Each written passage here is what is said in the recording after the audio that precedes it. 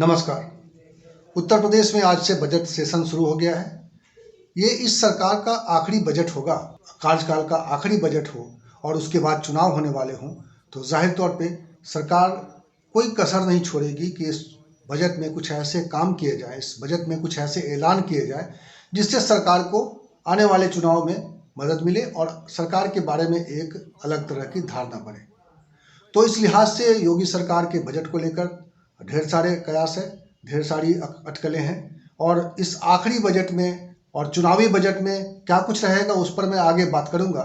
लेकिन आज जब बजट सेशन शुरू हुआ तो बजट से ज़्यादा जिस बात की चर्चा हो रही है वो है किसान आंदोलन को लेकर विपक्ष का हमलावर तेवर।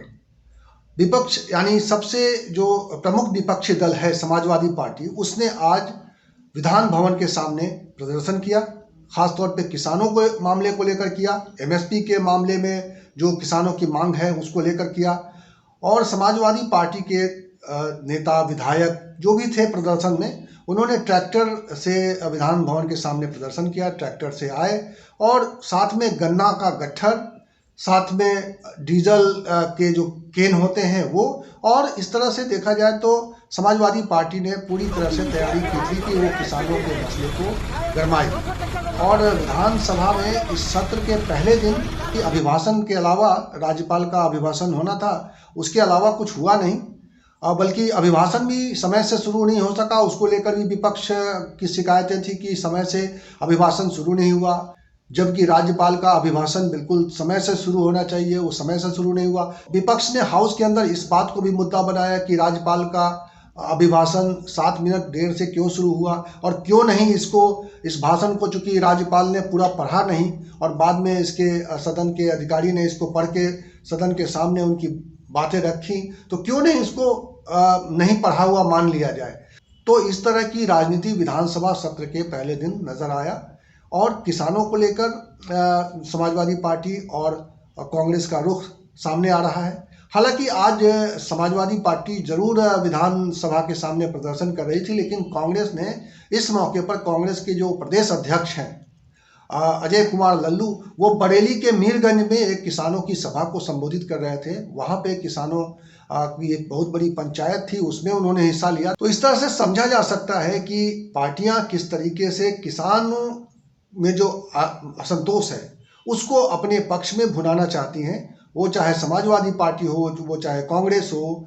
और किसानों के मुद्दे पर विपक्षी दलों का एक रुख जो है अब धीरे धीरे सख्त नजर आ रहा है। और जैसा लग रहा है कि उत्तर प्रदेश में, जो खासतौर पे पश्चिमी उत्तर प्रदेश में जो जहाँ के किसान दिल्ली की सीमा पर बैठे हैं, जहाँ के किसान ज़्यादा एग्रेसिव हैं, उनको लेकर उनका समर्थन हासिल करने के लिए या उनके समर्थन में खड़े होने की एक प्रवृत्ति इन सभी दलों में दिखाई दे रही है, जो कि राजनीति के लिहाज से गलत भी नहीं है और ये होगा। लेकिन आज किसानों से अलग एक और मुद्दा जो है छाया रहा, देखा जाए तो पूरे मीडिया जगत में, और जिस पर ज़्यादा चर्चा हो रही है सोशल मीडिया पर, और जिस पर सरकार को घेरा जा रहा है। योगी सरकार जो दावा करती है कि कानून व्यवस्था को लेकर, अपराध को लेकर उनका जीरो टॉलरेंस है, महिलाओं की सुरक्षा को लेकर तरह तरह की उनकी घोषणाएं सामने आती हैं, लेकिन जैसी घटनाएं हो रही हैं और आज भी जिस तरह की घटना को लेकर सरकार का रवैया सामने आया है, वो उसको लेकर विपक्ष को मौका मिल गया है। और उन्नाव में जो घटना हुई है 3 लड़कियों के साथ, 3 लड़कियां बेहोश पाई गई थी, 2 लड़कियों की तो मौत हो गई थी, एक लड़की बेहोश है और वो लड़की अस्पताल में है। कानपुर उसको रेफर किया गया है, कानपुर के अस्पताल में है, जहां उसके ज़िंदगी और मौत को लेकर कुछ स्थिति स्पष्ट नहीं हो रही कि क्या स्थिति है उसकी। और ये तीनों लड़कियों को जहर दिया गया था और इनके हाथ पांव उनके दुपट्टे से बंधे हुए पाए गए थे। ये मामला है उन्नाव के असोहा थाने का मामला है। और आज के अखबारों में सुर्खियां हैं, लखनऊ के अखबारों में ये खबर बड़े प्रमुखता से छापी गई है और सवाल इस पर उठाए जा रहे हैं कि योगी जी का इस पर ट्वीट जो है आज शाम में आया है। तो विपक्ष जाहिर तौर पे इसको लेकर जो है हमलावर है सरकार पर, और वो हमला करने की उनकी एक वजह भी है कि जो सरकार इतना सख्ती से दावा करती है कि कानून व्यवस्था पर हमारा नियंत्रण है, हम महिलाओं की सुरक्षा के लिए सख्त से सख्त कदम उठा रहे हैं, वो लगातार ऐसी घटनाएं रुक नहीं रही। और इन घटनाओं का रुकना तो अपनी जगह है, इन घटनाओं पर सरकार किस तरह से देरी से संज्ञान लेती है और सरकार किस तरह से देरी से जागती है, इसको लेकर तरह तरह के सवाल उठ रहे हैं योगी सरकार पर। इस पूरे मामले में उन्नाव प्रकरण को लेकर सरकार का रवैया इतना गलत है कि इसको लेकर बसपा ने जो ट्वीट किया है उसमें दिखाया है कि किस तरीके से जो पीड़ित लड़कियां हैं उन्हीं के परिवार के लोगों को थाने पर बैठा लिया गया है और उसको अभी तक छोड़ा नहीं गया है। कहा गया है कि पोस्टमार्टम के बाद जब उनको रिलीज किया जाएगा तब उनको थाने से उनके लड़की के जो पिता हैं और लड़की के जो दादा हैं, शायद अभी रिश्ता क्लियर नहीं हुआ है इसलिए मैं नहीं कह सकता कि क्या रिश्ता है, लेकिन एक महिला का स्टेटमेंट आया है, वीडियो आया है। उस वीडियो में मैं आपको भी वो वीडियो सुना रहा हूँ, आप जरा सुन लीजिए पहले वीडियो में और फिर बात करता हूँ। बताओ, जिसकी लड़की मार दी जाएगी और जिसकी बहन मार दी जाएगी उसको ही बंद कर दिया जाएगा, उसको ही यहाँ से ले जाएगा। कब ले गए भाभी? कब ले गए आपके पति को और ससुर जी को? हमारे पति को तो कल शाम को ही ले गए थे। तब से वो घर नहीं आए? अच्छा, घर नहीं आए। ससुर जी को कब ले गए? ये काम गलत है। ससुर जी को कब ले गए? और ससुर को अभी लेकर गए हैं बैठाल के। अच्छा, तो पति से कोई बात नहीं हुई है? हमारे ही घर के सदस्य को ले गए हैं। आपके पति से कोई बातचीत नहीं हुई अभी तक? हमारी अभी बात हुई है तो कह रहे थे कि वो हमको इसलिए बैठारे हुए हैं, कह रहे हैं कि वो का पोस्टमार्टम की जब रिपोर्ट वो आएगी बॉडी लेकर साथ में तो उन्हीं के साथ में लाएंगे आपको।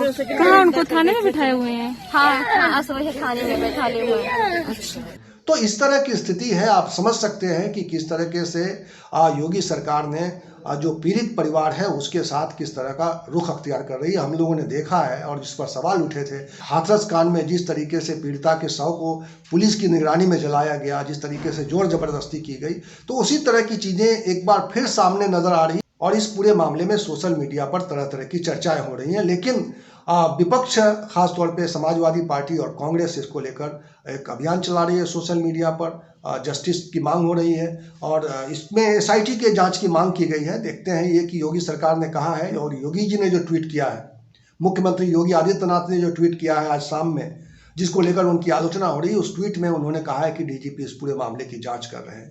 तो ये इतनी देर से ट्वीट आया है, इवन कि मायावती जो दलितों की नेता मानी जाती है उनका ट्वीट भी योगी जी के ट्वीट के 1-2 घंटे पहले आया है, 1 घंटे शायद पहले आया है।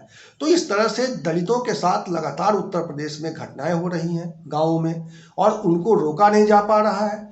और दूसरी बात, ऐसी घटनाएं जब हो जाती हैं तो उस पर जो एक्शन जिस तरीके से जितनी तेज़ी से होना चाहिए, जिससे लोगों में एक भरोसा पैदा होता है, जिससे लोगों में ये भरोसा होता है कि सरकार ऐसे मामले सामने आने पर तेज़ी से काम करती है और इंसाफ दिलाने की कोशिश करती है, वो कोशिश सरकार की दिखाई नहीं दे रही है और इसीलिए विपक्ष इस पूरे मामले में सरकार को घेरने की कोशिश कर रही है। तो ये 2 आज मामले थे जिस पर मैं आपसे बात करना चाह रहा था कि किस तरीके से आज बजट सत्र शुरू हुआ है और बजट सत्र को लेकर सरकार का राजनीतिक रुख सामने आने वाला है कि इस आखिरी बजट में सरकार क्या क्या किस किस तरह की घोषणाएं करती है, किन क्षेत्रों में काम करने की बात करती है और कितनी लुभावनी घोषणाएं होती हैं या क्या होता है।